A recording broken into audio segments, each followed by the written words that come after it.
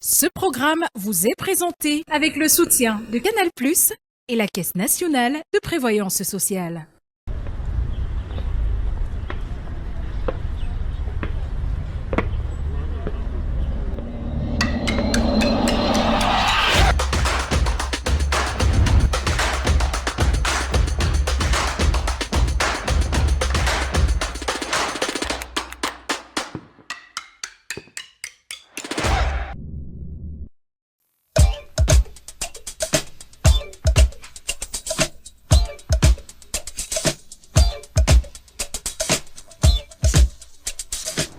Bonjour. Il n'a certes pas 800 idées par seconde, mais il y a incontestablement de quoi faire sous son capot. Diplômé de Paris 2 Panthéon-Assas, de la London School of Economics et de Harvard, il choisit de marcher sur les pas de son père en devenant avocat et signe très rapidement chez Cleary Gottlieb, l'un des cabinets les plus réputés et les plus prestigieux de la planète. En 2019, il devient le plus jeune membre du conseil d'administration du GECAM, un attelage qui finira par s'avérer contre nature. Citoyen engagé, son action est essentiellement tournée vers autrui à travers divers projets. La Fondation Mackenzie en 2008 pour former et accompagner durablement les femmes rurales, Oser l'Afrique en 2010 pour fédérer la jeunesse africaine et enfin, tout récemment, des Okwelians, un think tank dont l'ambition est de bâtir une communauté éthique de jeunes capables de transformer durablement le Cameroun. Le cabinet Niem et Associés est le point de départ convenu pour cette promenade avec le premier de cordée, Maître Jacques-Jonathan Niem. Ça vous dit? Eh bien, allons-y. C'est par là.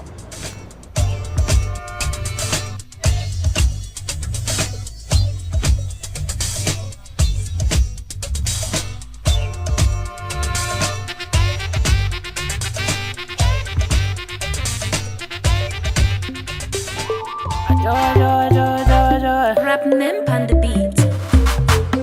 Oh, oh, oh, eh. Come any band this one again. Hey, yeah. So tell my mama say their picking don't make them. So tell my papa say their picking don't make them. Hunger no go dey power. Je suis sûr que vous la connaissez. Back to Sender de Kameni est une chanson qui a plus d'une année, mais elle est toute fraîche, elle est magnifique. Ah, hey, hunger don't finish. Say get up, picking don't go. See I don't make 'em, oh, I don't make 'em. See I don't buy the Benz, I don't buy 'em. See I don't build the house, I don't build 'em. Say money dey so we know they beg 'em. Dans ce tube, elle fait l'éloge des prières des parents pour la réussite de leurs enfants. Back to sender, oh, back to sender, oh, back to sender. Holy Ghost fire. Back to sender, back to sender, back. People be talk for quarter, say I no go make 'em. Say as my mama born me, so I get to suffer. So walk, so talk, so hustle, oh. But Jesus lost me, die. My mama pray, Situé à Bonanjo au moment du tournage, le cabinet Niem et Associés est désormais logé à Bonapriso, face à la polyclinique Odyssée. Ah, hey, say hunger don't finish. Ah, hey, poverty don't finish. Ah, hey, hunger don't finish. Bonjour, Maître Jacques-Jonathan Niem. Bonjour Monsieur Sona, bienvenue au cabinet Niem. Comment allez-vous? Bien, très bien, et vous-même? Oui, bien. Je suis curieux de savoir, qu'est-ce qui vous a poussé à vouloir devenir avocat d'affaires? On va dire déjà certainement l'inspiration paternelle, puisque mon père est lui-même avocat au barreau du Cameroun. Mais au-delà de ça, je pense que j'ai vu également dans le métier d'avocat une manière de contribuer en toute indépendance au développement de son pays, en contribuant déjà à cette justice sociale dont nous avons tant besoin, mais surtout aussi en tant qu'avocat d'affaires, en accompagnant les clients des entreprises dans le développement de projets importants pour notre pays, dans le Vous secteur. êtes plus porté sur le capital que sur la veuve et l'orphelin, c'est ça? Disons que la tradition de notre cabinet, c'est de faire justement l'équilibre entre les deux. On a une forte tradition pro bono. C'est vrai qu'il reste ancré dans le domaine du droit des affaires. Notamment beaucoup aujourd'hui nous accompagnons des jeunes startups, notamment dans le secteur des fintech. Mais voilà, nous avons cette forte tradition pro bono et en même temps effectivement une identité de cabinet d'affaires qui est aux côtés d'entreprises camerounaises, internationales, au Cameroun et dans la sous-région. et qui accompagne des acteurs dans plusieurs secteurs, le secteur de l'énergie, des ressources naturelles, de l'agro-industrie, secteur banque et finance, bref, tous les secteurs dynamiques aujourd'hui de notre économie. D'accord. Alors je vous invite à entrer et passer un petit moment avec nous si vous voulez bien. D'accord, allons-y. Merci. Après vous.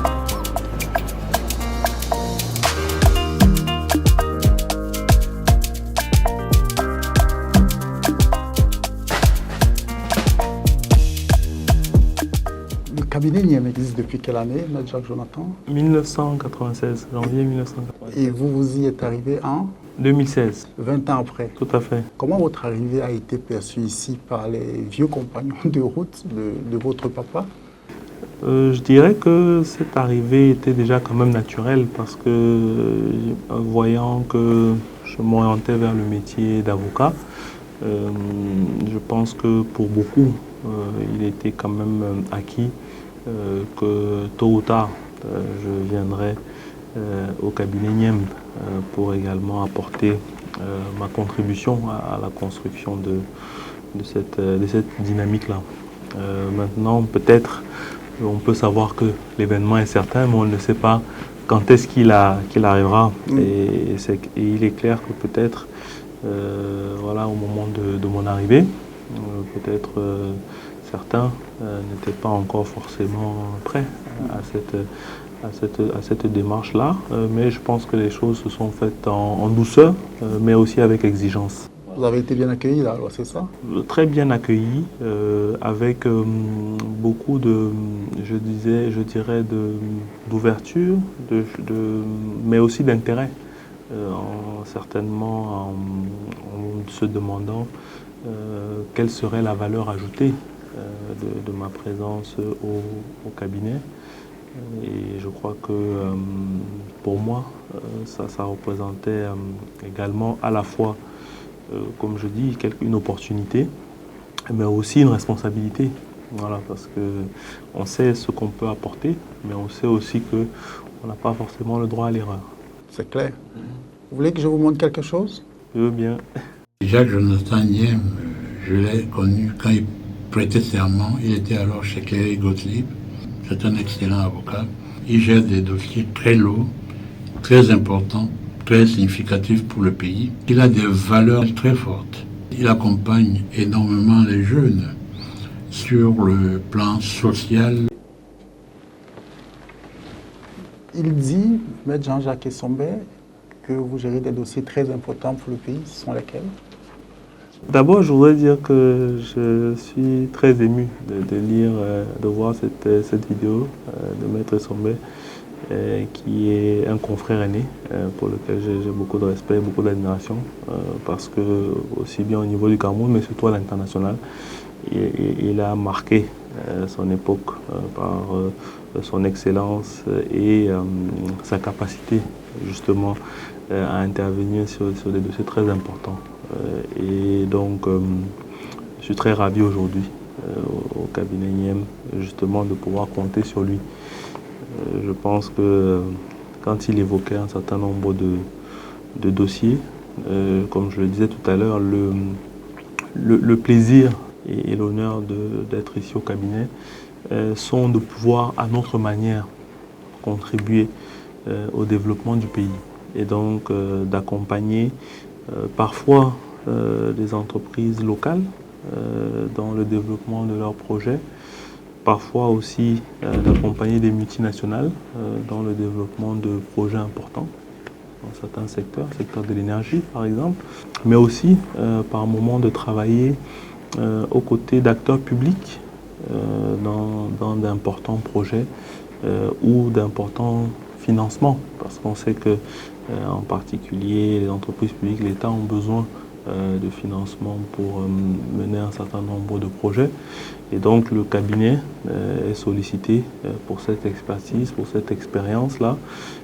Et à cela, je peux aussi apporter justement l'expérience que j'ai pu avoir au niveau international pendant les 5 premières années de ma carrière, où j'ai accompagné d'autres États à travers le monde, y compris en Afrique, d'autres entreprises en Afrique et au Moyen-Orient dans le développement de ces projets. Tout le monde aura compris que vous avez parlé, mais vous n'avez pas vraiment répondu. Mais c'est pas grave. Où nous mène la suite de cette promenade? Alors, on va aller au lycée Jos, Ok. qui est je dirais un lieu qui a beaucoup marqué mon enfance, de 1996 à 2001. Voilà, j'y ai passé de belles années de ma vie. Et donc, aujourd'hui encore, je suis très fier de pouvoir y passer, mais surtout de me remémorer tous les souvenirs et de voir aussi les amitiés que j'y ai pu tisser. On y va, je vous suis. Parfait, on y va.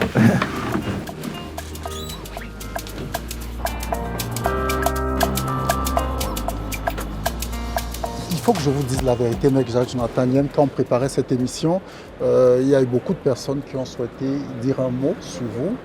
Je vais vous montrer autre chose. Une autre surprise. Oui. Vous êtes toujours preneur? Je suis preneur tant que ce sont des bonnes surprises. D'accord.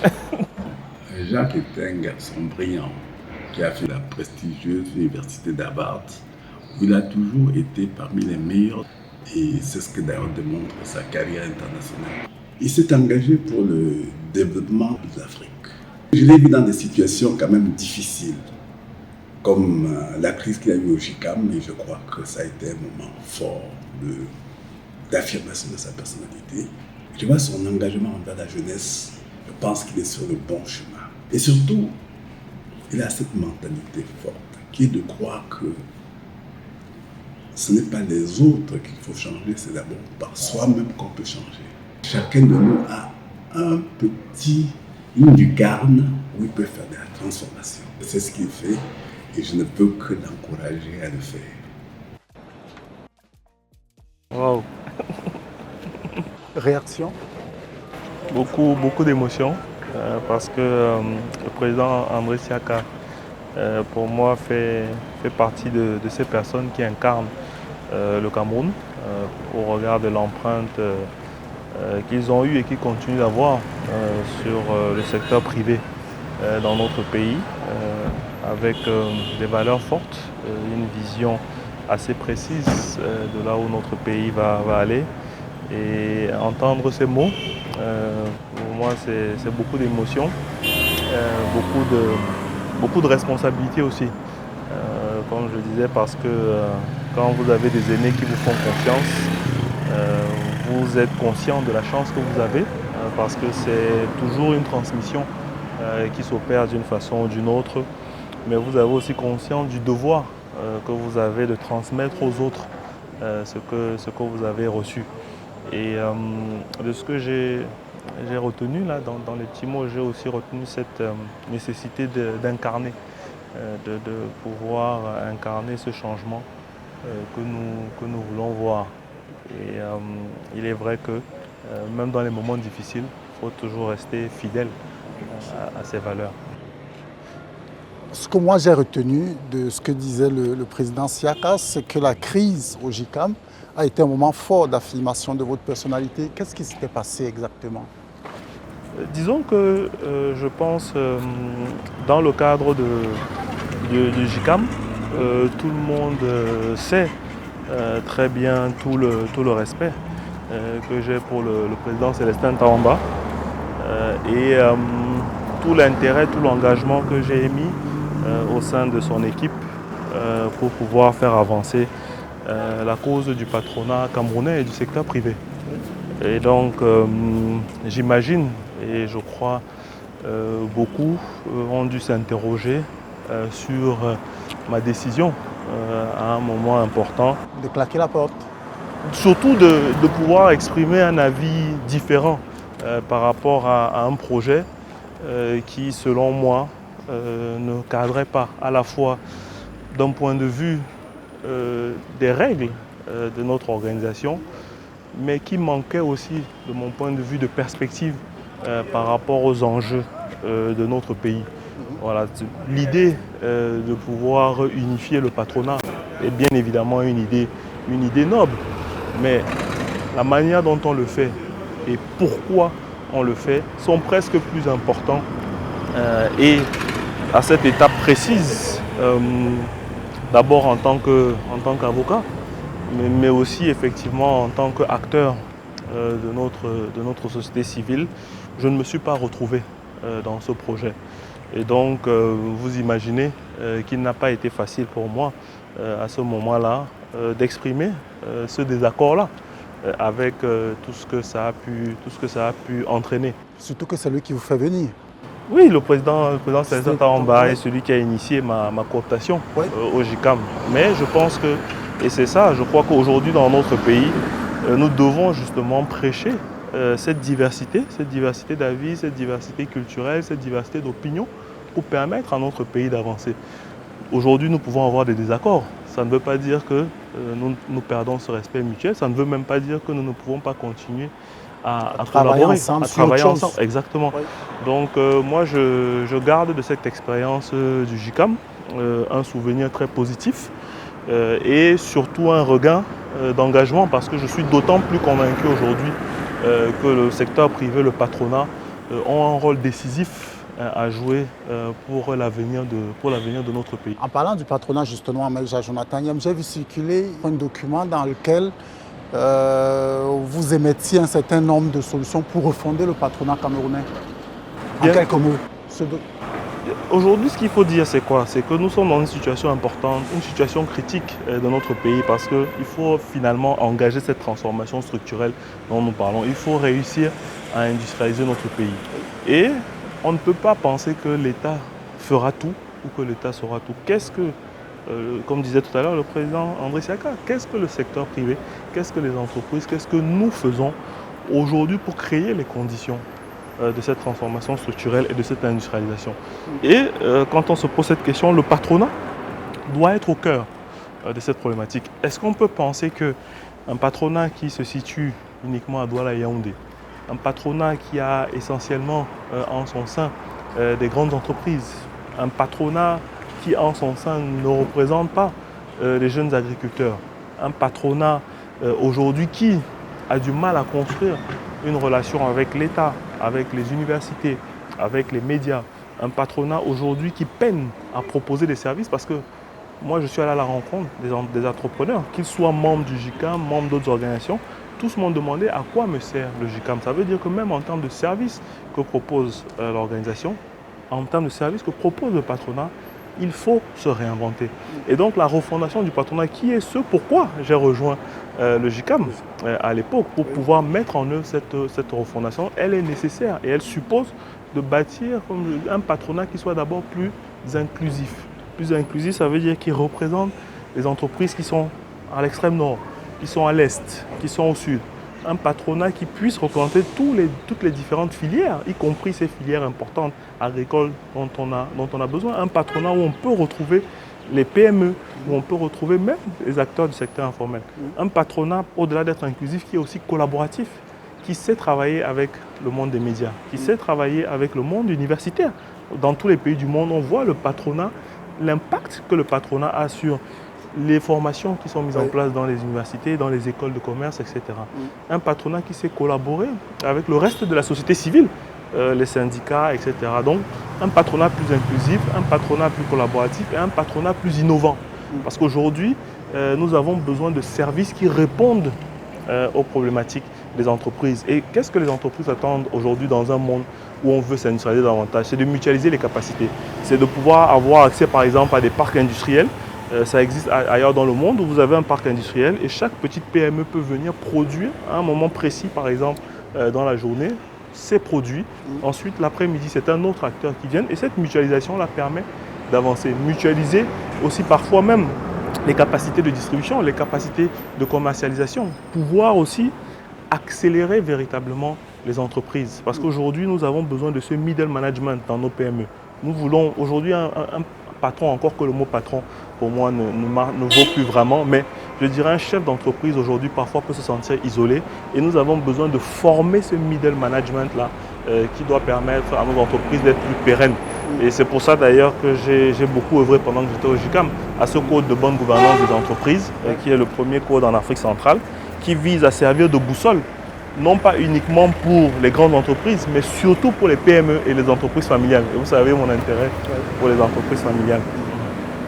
Donc Donc voilà ce que je peux dire en quelques mots de cette ambition de refondation qui, de la même manière, doit pouvoir infuser notre secteur privé, notre société civile, notre société dans son ensemble. Et le moment viendra, je pense, où nous serons prêts à prendre nos responsabilités et aller de l'avant. C'est pour quand? Écoutez, la question ne me revient pas, c'est l'opinion dans son ensemble, le secteur privé. Ouais. Mais nous continuons le travail de plaidoyer. D'accord. Et il va continuer encore. On continue au lycée Jos? Parfait, avec plaisir.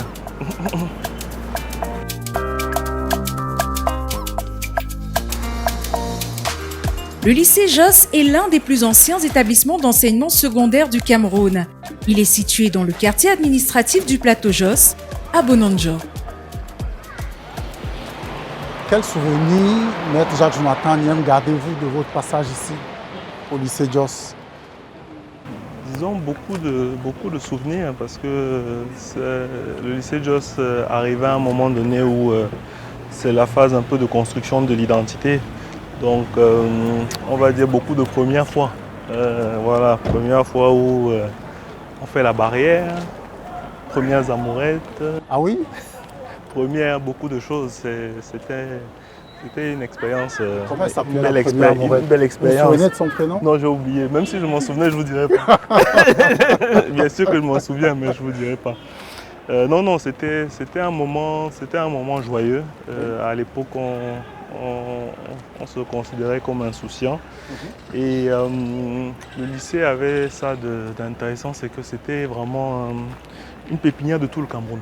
Et je crois que c'est pour ça que mes parents avaient souhaité que je sois ici, pour que je touche du doigt les réalités de notre pays, dans ce qu'il a de plus beau, de plus prometteur, mais aussi dans ce qu'il a de plus difficile.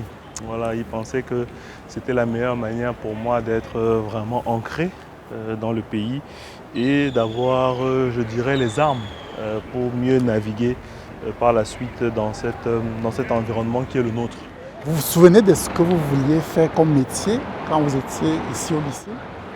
Disons que jusqu'à l'âge de 8 ans, c'est-à-dire précisément jusqu'à ce que je rentre en 6e, j'avais le désir, le souhait d'intégrer l'armée. Non. Oui, Pourquoi? à l'époque. Je pense que c'était dû à l'influence, parce que je porte le nom. En réalité, Nyem Jacques, c'est le nom de mon grand-père. Ok. Voilà, et mon grand-père a été dans la police pendant des années, donc je pense que en grandissant, ma grand-mère notamment m'appelait toujours commissaire en souvenir de mon grand-père. Ok. Et donc je crois que ça a nourri en moi cet intérêt pour ce monde-là, ce monde de la sécurité, ce monde militaire, de la rigueur, de la discipline et surtout du patriotisme et du service du pays. Et donc, mais petit à petit, et notamment en arrivant ici au lycée, je me suis rendu compte que peut-être ce serait un monde dans lequel je pourrais me sentir un peu enfermé. À l'étroit. Un peu à l'étroit. Et que le métier d'avocat me donnait peut-être une manière plus indépendante, plus libre, de pouvoir toujours être dans cette démarche de partage, dans cette démarche d'impact et dans ce même patriotisme-là. Vous parlez de démarche de partage et d'impact. C'est dans cette dynamique-là que s'inscrit votre think tank de Ecoalliance? Oui, effectivement, je pense que quand en 2020, avec d'autres, nous décidions de créer le think tank Dioquelians. Dioquelians qui, il faut d'abord le dire, vient d'un verbe okwele, en douala qui veut dire apprendre. Voilà, c'est vraiment cette démarche de connaissance, mais surtout de transmission. Transmission entre les générations, celles qui nous ont précédées et celles qui nous suivent. Et je crois que l'idée, c'était de créer un espace, une pépinière, une fabrique, finalement, de ces leaders que nous voulons voir dans le pays, qui seraient armés des bonnes compétences, mais aussi de la vision idoine pour pouvoir bâtir notre pays. Parce que pendant de nombreuses années, on s'est rendu compte que chacun d'entre nous, nous faisions des petites choses à notre niveau. Moi, dès 2008, en Gambie, où nous irons d'ailleurs bientôt, je lançais une fondation en mémoire de ma grand-mère pour l'autonomisation des femmes et des jeunes en milieu rural. D'autres de mes amis ont lancé également des initiatives, mais on s'est posé la question, qu'est-ce qui fait que la combinaison de ces initiatives-là peut ou ne peut pas conduire au changement systémique que nous attendons dans notre pays. Et donc on s'est dit il fallait pouvoir créer un espace où tous ces acteurs de changement peuvent se retrouver, peuvent interagir avec les aînés, mais peuvent aussi contribuer à préparer les nouvelles générations avec un même fil conducteur qui est celui de cette transformation durable de notre pays. On aime bien la caractériser par un mot, Rebuntu. Rebuntu, c'est Rebirth of Ubuntu, la renaissance de l'Ubuntu. On est convaincu que nous sommes à une étape dans le monde où il faut engager un changement de paradigme, il faut repenser une nouvelle société. On voit aujourd'hui les limites, que ce soit de la démocratie, du capitalisme et de cet individualisme. Et on est convaincu que l'Afrique a toutes les clés d'un point de vue philosophique, d'un point de vue de ses savoirs matériels et immatériels pour se réinventer elle-même et réinventer le monde. Et donc c'est pour ça que cette renaissance de l'Ubuntu, qui est une philosophie ancienne, je suis parce que nous sommes, que d'ailleurs Nelson Mandela aussi a incarné à sa façon, on est convaincu qu'elle est porteuse d'un nouvel idéal politique, économique et social pour l'Afrique, mais aussi pour le monde. Et donc Okolians, quelque part, c'est, je dirais, la maison du Rebuntu. Ok, ça c'est pour la définition, l'idée globale. Maintenant, au quotidien, comment vous implémentez ça? Il y a des camps d'apprentissage, il y a des bourses, Alors, on se déploie à travers deux piliers. Notre premier pilier, c'est ce que nous appelons le hub, où nous organisons nos programmes de leadership. Parce que pour pouvoir transformer durablement, il faut avoir les hommes pour le faire. Et donc, nous avons décidé de mettre sur pied 3 programmes de leadership à destination des jeunes collégiens et lycéens de classe de seconde, à destination des jeunes étudiants et à destination également des jeunes professionnels. Et l'idée à travers ces programmes de leadership, c'est de travailler sur les questions de leadership, de créativité, d'éthique, de pouvoir mettre en place du coaching, du mentorat et même du tutorat, et aussi surtout de mettre l'accent sur le service communautaire. Parce que être excellent, ça a du sens, mais être excellent sans servir sa communauté, ça n'a pas d'impact. Donc ça c'est pour le premier pilier. Le deuxième, et donc ça nous permet, comme vous disiez, d'organiser parfois des camps, ce qu'on appelle des bootcamps aussi à travers le pays. Nous avons déjà pu aller à Bertois, nous avons été à Ngaoundéré, nous avons également pu aussi être à Garoua. Et par ailleurs, à côté de ce que nous appelons le hub, nous avons le lab, donc qui est un laboratoire d'idées, parce qu'il faut bien évidemment les compétences, mais il faut aussi une vision commune que nous déployons ensemble, chacun à sa manière. Et donc dans ce laboratoire d'idées, c'est un laboratoire qui met l'accent sur la recherche-action, qui s'appuie beaucoup sur les données et qui s'inscrit dans une démarche expérimentale. C'est pour ça que nous définissons comme un think do. Il faut toujours qu'il y ait une dimension de doute pour que les jeunes, nous-mêmes, nous commencions à voir un peu dans le réel cet idéal que nous faisons, ou alors aller identifier, parce que parfois ça existe déjà. Et donc ce laboratoire d'idées travaille sur les questions de cohésion sociale, de transformation économique et de bonne gouvernance.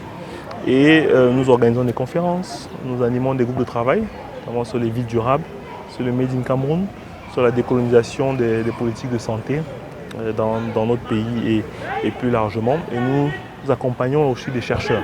Nous allons d'ailleurs prochainement publier un ouvrage sur les villes durables. Comment repenser les villes camerounaises en partant de l'exemple des villes de Douala, de Foumban et de Rebouba.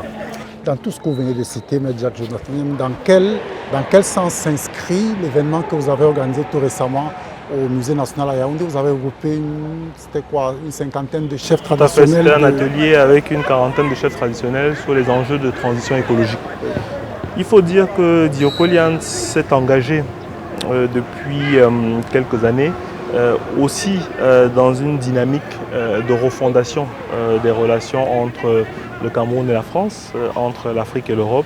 Et dans cette démarche-là, nous avons eu à participer à la mise sur pied d'un conseil, le conseil pour le suivi des recommandations du nouveau sommet Afrique-France.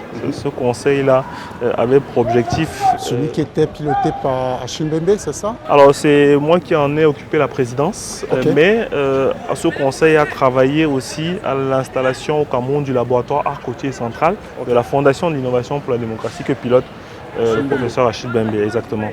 Et donc, dans ce cadre-là, nous avons eu notamment à œuvrer pour le recentrage de la coopération entre le Cameroun, la France, l'Afrique et l'Europe autour de défis communs. Parce que pour qu'une coopération soit gagnant-gagnante et qu'on sorte des logiques de main tendue ou d'assistanat, il faut que chacun gagne dans cette coopération. Et donc nous pensons qu'il faut axer cette coopération sur des leviers qui intéressent chacune des parties prenantes. D'où nous avons voulu d'abord mettre l'accent sur la participation citoyenne, parce qu'aujourd'hui on sait que ce soit en Afrique ou en Europe, peu de gens votent, peu de gens participent au débat démocratique, donc mettre l'accent sur les questions par exemple de volontariat. Nous avons aussi choisi de mettre l'accent sur l'interculturalité, parce qu'aujourd'hui on voit bien le repli sur soi qu'il peut y avoir, notamment dans certaines zones, y compris chez nous. Donc, notamment sur cette question particulière pour le Cameroun et la France, c'est la mise sur pied de cette commission de mémoire qui va devoir faire la lumière sur une période sombre de notre histoire. Mais surtout, nous avons voulu mettre l'accent sur l'innovation verte. On pense aujourd'hui que tous nos pays doivent aller vers une économie verte, une économie circulaire. Et c'est pour ça que depuis 1 an et demi maintenant, Oco-Alliance participe à un programme qui s'appelle les sociétés civiles au cœur de la transition écologique. C'est un programme de sensibilisation, de formation et d'accompagnement des acteurs de la société civile autour des questions de transition écologique. Et donc c'est dans ce cadre-là, après avoir réuni une 50aine de parlementaires, que nous avons choisi il y a quelques mois de réunir les chefs traditionnels. Pourquoi les chefs traditionnels? Comme je disais tout à l'heure, nous sommes convaincus que dans cette logique de transformation durable, de transition écologique, l'Afrique peut être au cœur. Non pas uniquement parce que... Doit être au cœur. Doit être au cœur. Oui. Non pas uniquement parce que le bassin du Congo est en Afrique et chez nous, mais aussi parce que nous sommes convaincus que les savoirs endogènes, les savoirs immatériels que nous avons toujours eus sur notre continent, sur notre espace, peuvent aider à repenser nos modes de vie et à repenser nos sociétés. Et donc c'est pour ça qu'il était important pour nous que les chefs traditionnels, quelque part j'ai envie de dire, ouvrent leur chefferie, mais pas uniquement sur le plan physique, mais aussi voilà, même sur le plan, même dans son sens, au sens figuré, pour permettre à cette jeunesse-là d'être armée à pouvoir également concrétiser cette transformation durable. Et ce fut un atelier très enrichissant, très intéressant, et je crois qu'il faut mobiliser davantage d'initiatives qui permettent tout cet échange intergénérationnel. J'ai retrouvé quelqu'un qui a un certain avis sur votre engagement, sur votre action, sur votre ouverture sur votre communauté. Je vous montre. Bien sûr, toujours, tant que ça reste des bonnes surprises.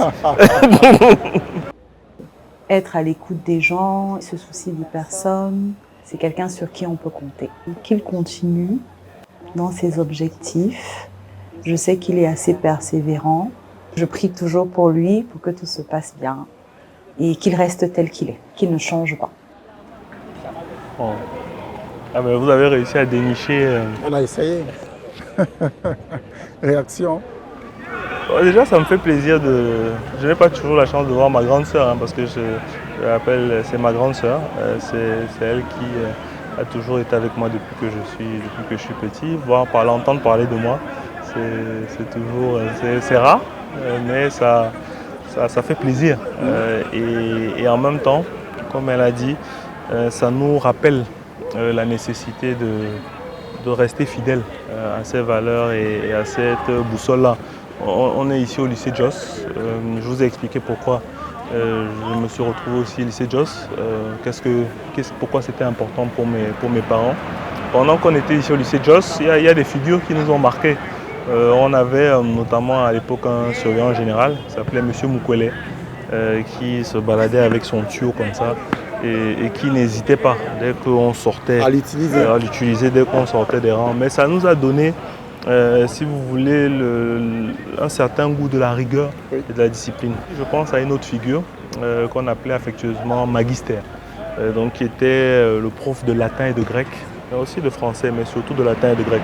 Parce que j'ai fait de 6e en seconde, j'ai étudié le latin ici au lycée, mais Magister, au-delà d'être le prof de latin et de grec, il incarnait pour nous une certaine intégrité.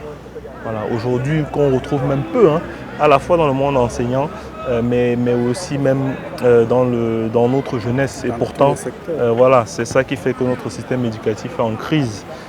Mais pourtant, il reste encore des magistères à travers le pays. Et il faut leur donner la possibilité de continuer à croire en ce métier. Et donc, ce sont des figures qui ont contribué chez moi à faire de cette intégrité-là, cette culture de la rigueur, de la discipline et surtout de l'excellence, des choses que je porte en moi et que j'espère, comme disait tout à l'heure Claude, j'espère pouvoir continuer à garder. Mais c'est là aussi l'importance, le rôle de la famille et des amis. C'est eux qui doivent aussi vous rappeler parfois qui vous êtes, s'ils ont le sentiment que vous êtes en train voilà, de perdre pied, voilà, de sortir, de perdre pied. vous égarer un C'est tout pour ça petit que peu. moi, voilà, c'est pour ça que moi je suis toujours très reconnaissant du soutien à la fois de ma famille, mais quand je dis de ma famille, je ne dirais même pas à la fois de ma famille, de sang et de cœur. Voilà, parce que c'est comme ça que je la conçois. J'ai noué ici au lycée Joss des amitiés que je garde jusqu'aujourd'hui. Voilà, et avec qui, pour moi, ce sont des frères et avec lesquels nous cheminons, que ce soit dans le monde professionnel, dans le monde extra-professionnel et plus généralement dans la vie. Et je crois que c'est ce fil d'Ariane que nous mettons dans nos vies qui permettent aussi de pouvoir s'inscrire dans l'héritage que nous avons reçu et partager, ou en tout cas se préparer à transmettre également cet héritage-là. Il faut garder ce fil d'Ariane là. Donc c'est pour ça que je suis content d'être là aujourd'hui. Merci de me faire ce cadeau. Où nous mène la suite de cette promenade? Alors là, comme on va maintenant peut-être sortir de la ville, aller aussi voilà, voir une autre partie de moi qui caractérise qui je suis, c'est-à-dire ces racines-là, parce que moi j'ai toujours tendance à dire qu'un arbre aussi se définit par là où sont ses racines, pas forcément là où les fleurs vont tomber ou les fruits, mais là où sont ses racines. Donc on va aller un peu dans cette ruralité-là. J'espère que vous n'aurez pas peur de la route. Non. On va aller précisément en Gambé. D'accord. Voilà, c'est pas un village qui vous est inconnu, j'en suis sûr. Pas du tout. Donc voilà, on va aller en Gambé, on va y passer un moment aussi de partage avec voilà, des personnes qui me sont chères, parce que c'est aussi cette jeunesse-là qu'il faut qu'on engage avec nous dans cette transformation durable. On se retrouve là-bas? Assurément, bon courage. Merci beaucoup. Merci, à bientôt. À bientôt.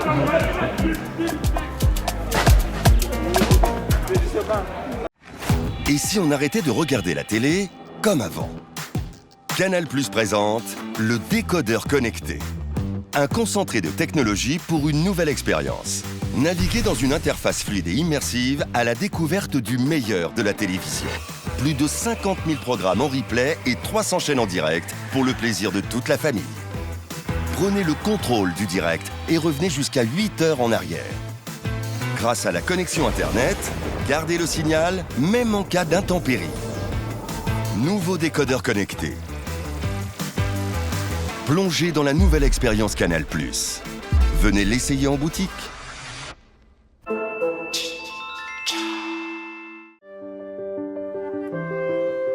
Aujourd'hui, Massani, domestique de 65 ans, dont 30 au service de la famille Emlé, rentre au village pour finir ses jours. 30 ans de service et la voilà partie. Comme ça. Elle nous a très bien servi. Elle mérite d'aller se reposer maintenant. Avec quoi? Il n'a pas de revenus, il n'a pas de pension, il n'a rien. Une pension pour une bonne? Pas une bonne, papa. Une employée domestique. Et puis c'est tard. C'est peut-être tard pour elle, mais pas pour les autres. Il vous suffit juste d'aller à la CNPS, de déposer un dossier. Si vous ne voulez pas vous déplacer, vous entrez dans le site, vous tapez www.cnps.cm et vous l'enregistrez. S'il vous plaît, immatriculez vos personnels domestiques. CNPS, vous ne serez jamais seul.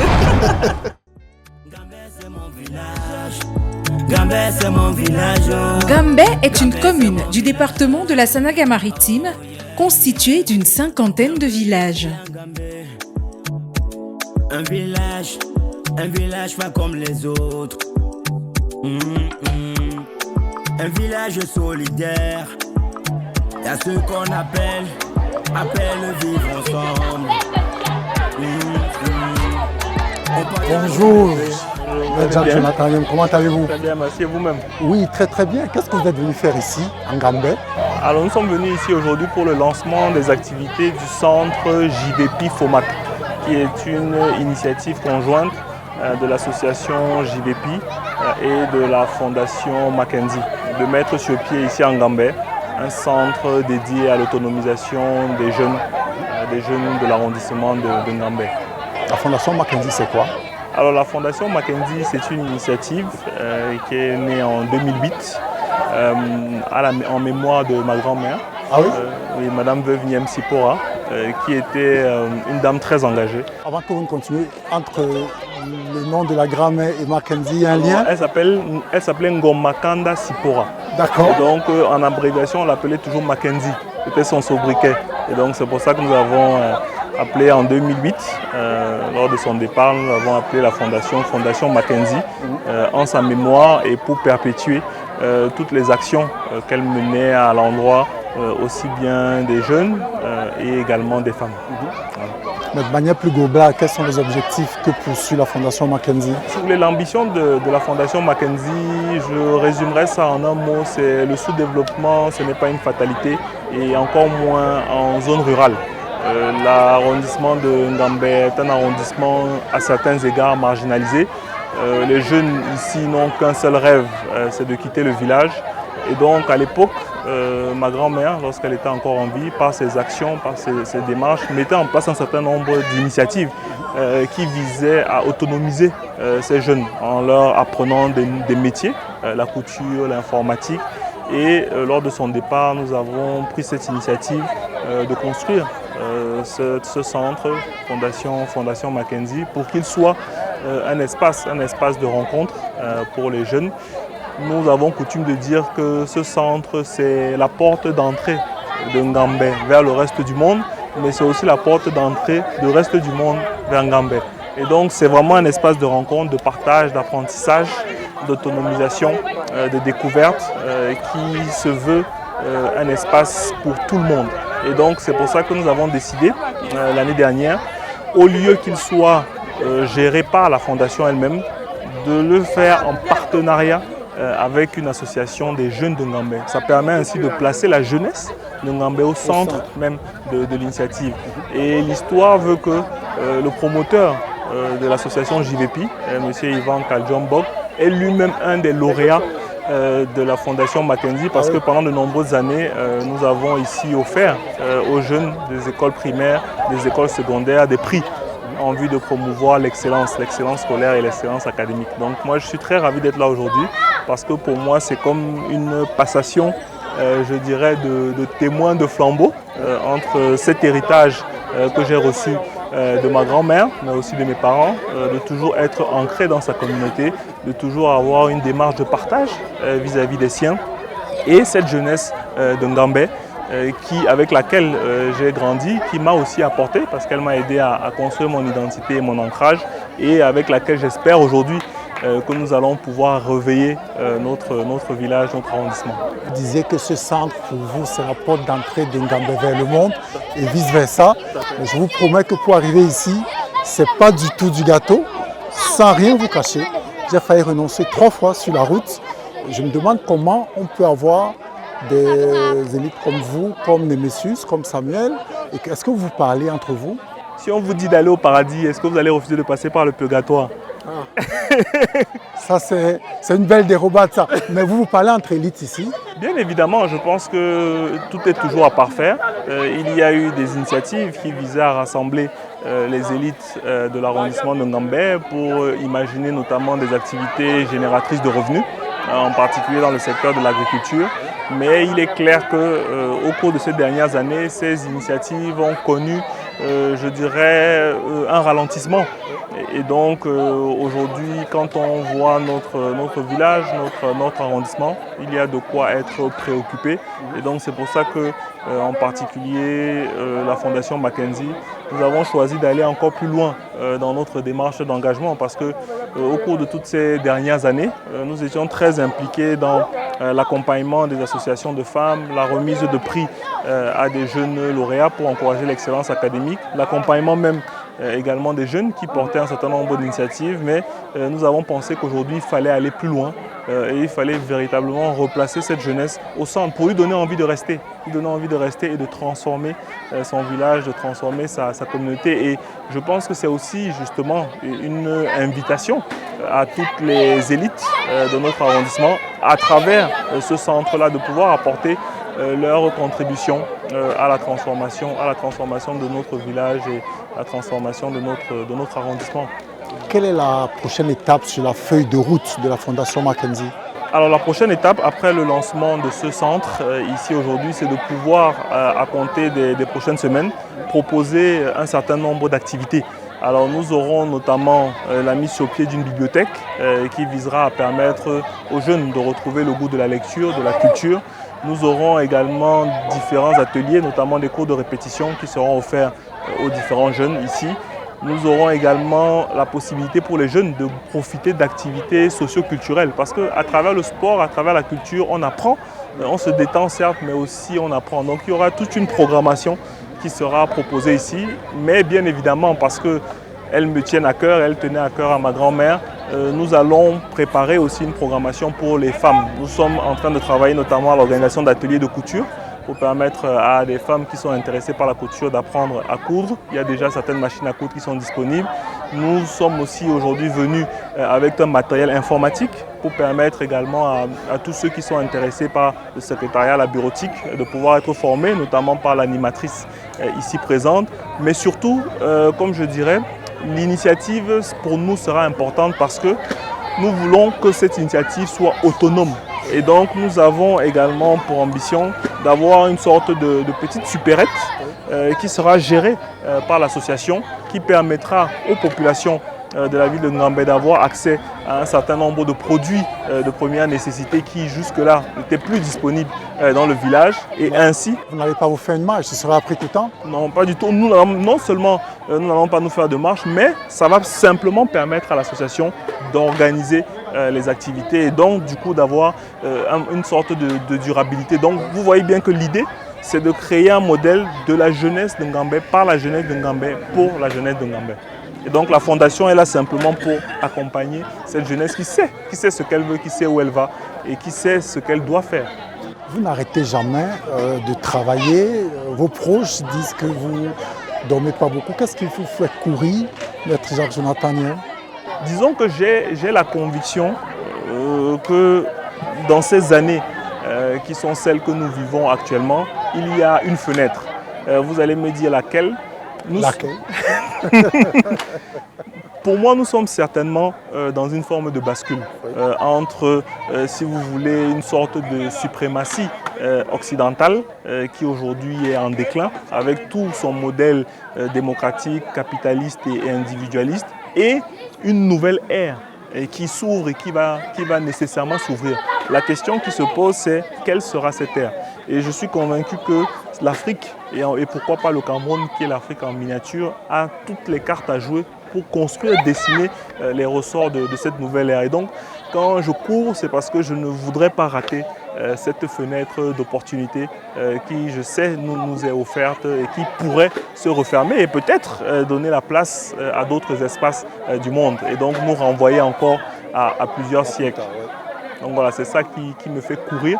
Donc j'ai toujours l'habitude de dire qu'on se reposera quand le Cameroun sera debout.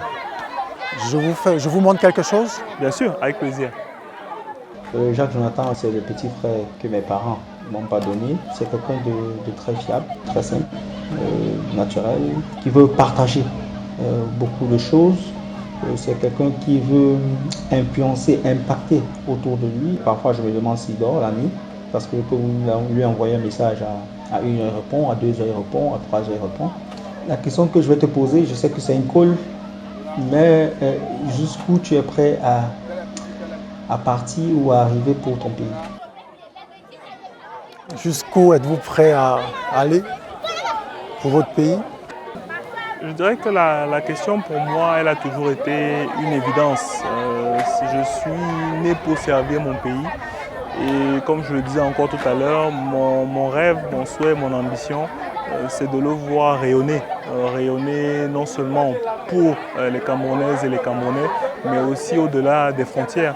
Et quand je regarde les sacrifices, notamment de nos pères fondateurs, ou encore plus haut, je dirais, de nos ancêtres, nous savons que pour pouvoir arriver à relever un pays, relever une nation, relever une civilisation, il faut être prêt à aller jusqu'au sacrifice suprême. Voilà, et je pense que c'est un engagement. C'est un engagement parce que je dis toujours, le Cameroun le mérite. Donc je ne sais pas si j'ai répondu à Constantin, mais ce que je peux lui dire, c'est que nous devons aller jusqu'au bout parce que le Cameroun le mérite. À bientôt. Merci, à très bientôt. Retour à Douala. On retrouve José Vicky de Ngensona au domicile de maître Jacques Jonathan Miem à Bonapriso, un quartier résidentiel de la ville. Bonjour. Bonjour M. Sona, bienvenue. Merci. Oui, vous êtes ici chez vous. Hein? C'est vrai? Oui, bien sûr. En général, quand on dit vous êtes ici chez vous, ça peut vous rappeler que vous n'êtes pas chez vous. Non, je n'ai pas dit comme chez vous, j'ai dit vous êtes ici chez vous. Comment allez-vous? Oui, bien, vous-même. Oui, oui, ça va, merci. D'accord. On a du soleil aujourd'hui. Heureusement. C'est donc ici que vous vous cachez? Exactement, c'est ça. Quand on a besoin chaque jour un peu de se ressourcer, oui, je crois que c'est ici qu'on s'efforce de trouver l'inspiration, l'énergie. J'ai discuté avec beaucoup de personnes dans votre entourage, proches et moins proches. Ces personnes sont unanimes sur un point, vous ne dormez pas beaucoup. Que pense Mélina, votre épouse, de tout ça, du fait que vous ne dormiez pas beaucoup? Elle ne doit pas beaucoup vous voir dans le lit la nuit. Je pense qu'elle a toujours su dès le départ que ce serait comme ça. Que je suis quelqu'un de très engagé et que pour moi, y compris pour ma famille, cette capacité à pouvoir impacter de manière plus large sa communauté, son pays, constitue une part importante de l'héritage que je souhaite laisser à mes enfants. Oui. Voilà. Vous avez combien d'enfants? 2 filles. 2 filles? 2 filles, tout à fait, exactement. D'accord. Et j'espère que, je dis souvent ça, qu'elles pourront vivre dans un Cameroun où, à la différence peut-être de nous, où on estime qu'on est souvent là par devoir, parce qu'on a besoin de faire bouger les lignes, qu'on permettra qu'elles choisissent le Cameroun aussi par opportunité. C'est ce que vous leur dites pour expliquer vos longues absences à la maison, c'est ça? Disons que de la même manière, elles ont appris oui. À connaître leur papa. Aujourd'hui, elles s'estiment même membres à part entière de Diokwelians. Et donc, façon de dire que je pense qu'elles comprennent le sens de tout cet engagement-là. Ce n'est jamais facile au quotidien, ça c'est sûr, mais je crois qu'elles comprennent l'importance de cet engagement pour moi, mais aussi pour elles.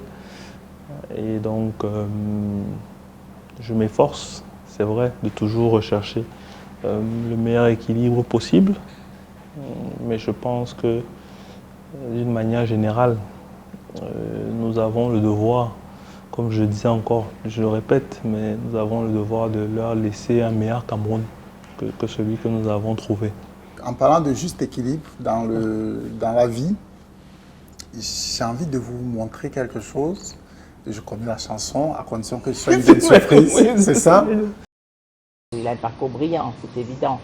Mais ce n'est pas pour moi ce qui caractérise le plus Jacques Jonathan, parce que au-delà de sa dimension intellectuelle, de son intelligence créative, ce qui est intéressant chez lui, c'est sa personnalité, son humanité et sa générosité. Sa générosité, pas au sens matériel en tant que tel du terme, sa volonté de partager, de créer du lien. Il consacre beaucoup de temps à Okwelians. Le collectif pour lui est important, la communauté au sens large bien sûr est fondamentale et prioritaire.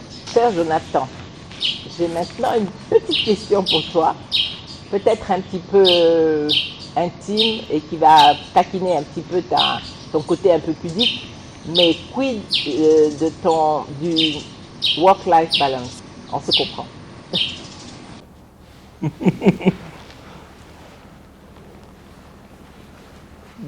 Disons que ça c'est une question difficile. Madame Malon, Marème que j'appelle affectueusement, qui est ma deuxième maman, au-delà de tout, me rappelle souvent, on va dire que cette nécessité de trouver cet équilibre. Le parfait équilibre. Parfait, je ne sais pas, mais en tout cas, chacun a sa façon de construire cet équilibre entre sa vie personnelle, privée, et sa vie professionnelle et son engagement. C'est vrai que ce n'est pas facile au quotidien parce que, effectivement, vous avez parlé des heures de travail, des déplacements, de l'engagement. Mais je pense que le tout aussi, c'est de savoir créer des moments qualitatifs avec les siens. Voilà. Et donc je m'efforce autant que faire se peut, ici, en Gambais, ailleurs, de pouvoir créer ces espaces d'harmonie, de convivialité et de sérénité. Donc je ne sais pas si je peux dire que je vais rassurer Madame Malon, mais je pense que je peux en tout cas lui dire que la remercier déjà, voilà, de toujours me permettre de garder à l'esprit l'importance de cet équilibre-là et peut-être la rassurer en lui disant que par ces rappels, je crois que je me suis efforcé de davantage redresser la barre. D'accord. Voilà. C'est ce que je pourrais dire. On se comprend comme elle a dit. D'accord. Donc, je vous propose quelque chose, de vous amener en destination secrète. Vous êtes un aficionados de l'émission et donc vous savez qu'en destination secrète, je dois vous bander les yeux. D'accord. Vous n'avez pas peur du noir? Non, pas encore. On y va alors? On y va. Très bien. Oui.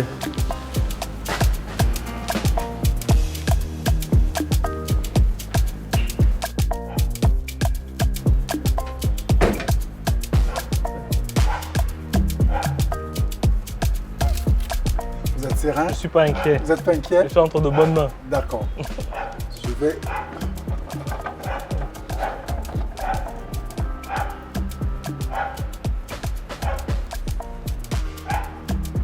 Voilà. Je prends votre main. D'accord.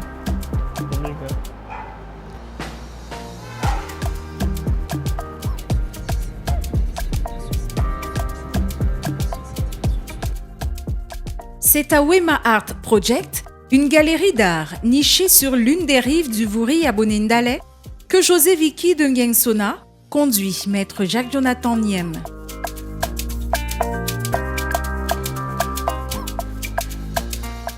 Vous avez une idée de là où on se trouve, Maître Jacques-Jonathan Niem? Pas encore. Pas encore.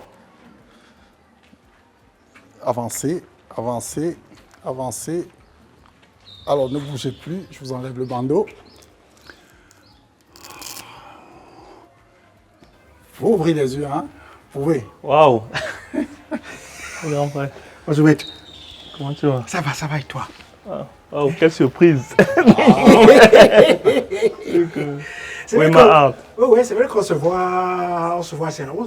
Maintenant, il y a les réseaux sociaux, il y a qui donne l'impression qu'on se voit tout le temps. Et puis même, il y a une chose, c'est les activités que tu mènes, hein, qui font qu'en réalité, on est au courant de surtout où va le Cameroun maintenant. C'est les nouvelles énergies. Exactement. Il faut qu'on arrive à bouger les lignes. Vous connaissez? Bien sûr, bien sûr. Ouais, Wema Art, on va dire que ça fait d'abord partie de mes jardins secrets. Oui, si, parce que M. Pado fait partie de ces artistes engagés, au-delà d'être talentueux, engagés pour notre pays. Et moi, je suis convaincu que l'art doit jouer une place importante dans cette réinvention de notre pays. Et non seulement à titre personnel déjà, depuis toujours, tout à l'heure je parlais de se ressourcer dans des ateliers d'artistes, pas tous, certains, on trouve cette énergie-là pour nous permettre nous-mêmes de se ressourcer. Et puis surtout, parfois on le partage avec d'autres. Donc ici à Wema Art, que ce soit dans le cas de Diocolians, d'ailleurs l'Assemblée générale constituée de Diocolians s'est tenue ici. Ah oui. En février 2020, oui, ici, okay. C'est ici que Diocolians a vu le jour un peu, si on peut dire ça. Et puis même dans le cadre d'autres activités, on parlait la dernière fois du code de bonne gouvernance du JICAM. Oui. Nous avons tenu ici aussi le premier atelier de lancement des travaux de ce code de bonne gouvernance du JICAM. Donc c'est cette volonté-là d'utiliser l'art, si je peux dire utiliser, comme une passerelle. Parce que art, pour moi, c'est création. Et dans tout ce que nous faisons dans la vie de tous les jours, nous avons besoin de cette énergie créative. Voilà. Donc C'est un lieu où je me sens bien. Alors, je vous amène ici, maître Jacques-Jonathan Nième, parce que la grande femme qui se cache derrière vous m'a fait la confidence que vous êtes féru là, vous aimez bien tout ce qui est artistique. Et pour moi, le lieu où il fallait vous amener, c'est chez Joël Padour. Joël, vous nous faites une... En tout cas, merci vraiment d'être venu jusqu'ici. Ici, c'est Wema. Wema qui signifie un dollar avec toi. Parce que comme Maître le dit, en réalité, je suis aussi convaincu que le regard qu'on porte à l'esthétique, le regard qu'on porte aux formes, fait qu'en réalité, on repousse nos limites. Et c'est pour ces raisons-là que j'ai pensé que il faut encore avoir la chance et les moyens de le faire. À partir du moment où, ailleurs, ça se fait, il n'y a aucune raison qu'on ne le fasse pas chez nous. Et donc, chaque fois que j'ai eu l'occasion de voyager, etc., j'ai dit, mais comment on ne peut pas faire ça chez nous? Et quand j'ai eu cette occasion de faire ça, moi, je me suis lancé. Ici, c'est Serge Binem. Serge Binem qui est sculpteur. Et la chose qui m'a toujours marqué, c'est un jeune sculpteur qui me marque chez lui, c'est l'intelligence de la main. Il a une capacité extraordinaire à faire cohabiter des matériaux. Vous avez du vieux bois, vous avez du métal, vous avez des éléments de récup qui sont par exemple les tuyauteries de la plomberie. Et il est capable d'allier tous ces éléments-là de telle manière qu'on obtienne un objet qui est d'une très grande cohérence et d'une très grande force. Vraiment, ça, pour moi, c'est... Et puis vous vous dites, oui, c'est un jeune Camerounais, il est là, il travaille, il habite Douala, il est ici. Donc, j'ai, dans le cadre de cette expo, montré cette œuvre, parce que je pense que, pour moi, c'est l'une des œuvres importantes. C'est lui aussi qui fait, en réalité, il travaille beaucoup dans le monde des animaux. Donc, on essaie de faire une mise en scène. Ici, c'est Bekamba Timothée. Alors, la chose qui est très particulière chez Bekamba, c'est que vous ne pouvez pas mais vraiment, c'est un travail fait main. C'est-à-dire, c'est fait à la main. C'est-à-dire que ce sont des pointillés, et plus vous vous rapprochez, plus ça va être bluffant. Parce qu'en réalité, vous vous demandez comment sa main ne tremble pas. Sa main, je ne sais pas, essayez de vous rapprocher. À aucun moment, la main de cet artiste ne tremble. Et ça, c'est très particulier. Donc, c'est lui qui fait ces travaux-ci. Et il faut dire qu'il a la modestie des gens qui ont un talent brut comme ça et qui fait que, en réalité, il a toujours fonctionné un peu comme ça. Il n'a pas pris conscience de l'immensité de son talent et je tiens absolument à le montrer. D'autant plus que c'est complètement en refaire, complètement opposé. Bon, là aujourd'hui on a un soleil de plomb là aujourd'hui. On est gâtés. Ouais. Donc ici en réalité, là on a une bibliothèque. Avant elle était en haut, on l'a enlevée de là pour la ramener ici parce que les gens ne vont pas vers les livres.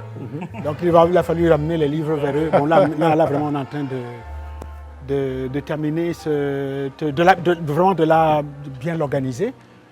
Et puis j'entends des bruits en bas. Oui, c'est-à-dire qu'en réalité, jusqu'à présent, on a toujours des gros problèmes de fonctionnalité. C'est-à-dire entre le moment où on a imaginé le projet et aujourd'hui, les choses ont évolué. Les gens se sont habitués à venir ici. Donc moi, ça me permet d'observer un peu, de savoir quels sont les besoins. En l'occurrence, là en bas, ça va être une... Pour le moment, ça va être une chambre. Voilà, ça va être une chambre, mais une chambre très particulière parce qu'elle est vraiment pied dans l'eau. C'est-à-dire qu'on a... ça va être le truc super sympa où les gens s'installent et ils ont les pirogues qui passent presque au niveau de leur porte. Qu'ils aient vraiment cette sensation d'être là. Quelquefois, ils ont envie même de pêcher, de trucs. Il faut donc que ce soit sécurisé. Donc, c'est ce qu'on fait. Là, et entre les deux, on aura une espèce de parquet ciré qui est ici, qui ferait que, soit on va comme ça, soit on va comme ça. Et ici, ça va être une espèce de place où les gens peuvent se rencontrer et chacun aller en fonction de son séjour, aller dans l'espace qui correspond à ce qu'il a envie de faire. Ça, il faut dire que j'ai fait ça à l'image de ce que moi, j'aurais souhaité voir dans un endroit quand je suis quelque part. Okalian est venu pour... je pense que ça correspond un peu à cette envie se mettre dans un C'est justement ce que j'allais dire. Quand il a dit laboratoire, j'ai pensé à Deoquelians. Oui. Il y a quelques lieux comme ça. En tout cas, je ne veux pas dire au Cameroun, mais dans notre espace ici. Bien évidemment, il y a la fabrique de Sousa, mais Wema Art aussi, où on va dire nature et culture s'entremêlent. Et qui donne vraiment un espace de création, de réinvention unique. Et comme il le disait, qui permet à la fois d'être dans l'entre-soi, mais aussi en même temps ouvert au reste du monde. Et je crois que pour nous, à l'époque, pour Deoquelians, et ça le reste encore aujourd'hui, arriver à se projeter dans ce Cameroun de demain, mais en même temps, en puisant dans les racines du Cameroun d'hier et la réalité du Cameroun d'aujourd'hui, ça demande, même dans un espace-temps, voilà, de pouvoir être bien ancré. Et je crois que ici à Wema Art, on ressent cette énergie. Vous savez, la Silicon Valley, c'est avant toute chose un cadre. Hein. Oui, bien sûr. Il faut mettre à disposition des gens, surtout des jeunes, un cadre. Et puis après, ils ont des éléments de comparaison. Parce qu'en réalité, s'ils ne restent pas, c'est parce que ces cadres ne sont pas mis à leur disposition. Ouais. Nous sommes arrivés, Maître Jacques-Jonathan Nyem, au moment de cette émission où on doit se séparer. Mais une fois de plus, comme vous êtes un fidèle, vous connaissez la tradition en général, j'offre des cadeaux. Vous n'avez rien contre les cadeaux, à condition que ce ne soit pas une mauvaise surprise. Tout à fait, j'ai retenu la chanson. Je vous donne d'abord celui-ci, Murmure à la jeunesse de Christiane Taubira. Merci beaucoup. Un livre qu'elle a écrit pour s'indigner contre le projet de loi portant déchéance de la nationalité après les attentats de Paris, à son départ du gouvernement. Et ensuite, celui-ci qui vous parlera tout autant, de Gaston Kelman, l'immortel de Beaumier-Belle.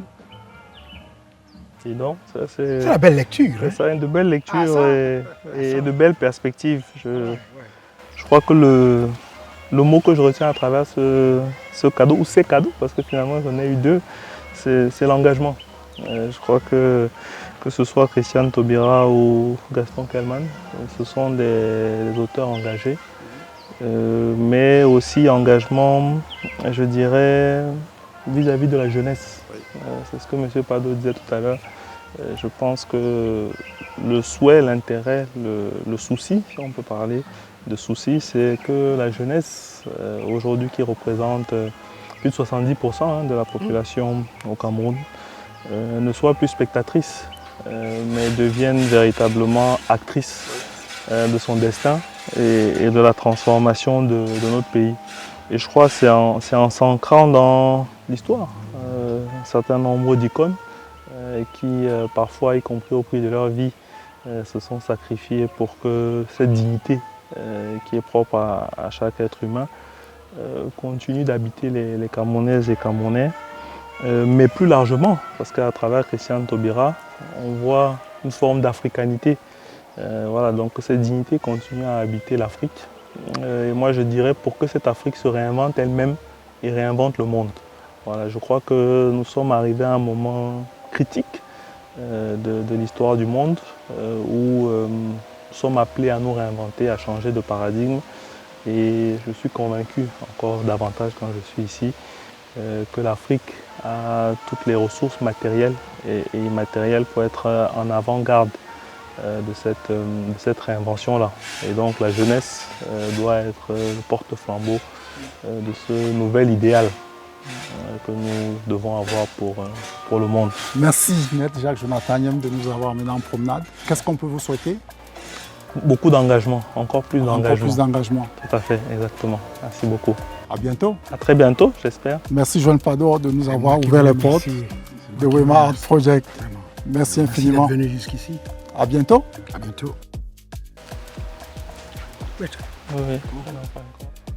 Si vous venez de nous rejoindre, mesdames, messieurs, cette promenade avec Maître Jacques-Jonathan Nyem est maintenant terminée. Vous pouvez la revoir, ainsi que toutes les précédentes sur nos différentes plateformes digitales. Il nous serait impossible de mettre la clé sous le paillasson sans vous souhaiter une merveilleuse année 2025. Tous nos souhaits de bonheur, de santé et de prospérité vous accompagnent. Rendez-vous la saison prochaine pour de belles nouvelles promenades. Salut!